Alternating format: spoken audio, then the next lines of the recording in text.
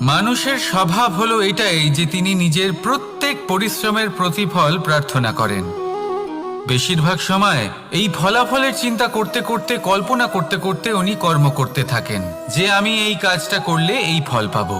সেই সব কল্পনা করতে থাকেন যা না তার হাতে আছে, না আছে অধিকার, আর না আছে নিয়ন্ত্রণ। উনি শুধু নিজের কর্ম করতে পারেন। উনি কি ফল পাবেন তা তার হাতে কখনোই নেই।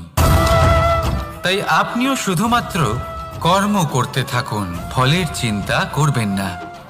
মনে রাখবেন, শিকড় এবং শাখা যেভাবে একে অপরের সাথে জড়িয়ে, সেইভাবেই একে অপরের সাথে জড়িয়ে কর্ম এবং ফল। যেরকম কর্ম আপনি করবেন সেরকম ফল আপনি অবশ্যই পাবেন।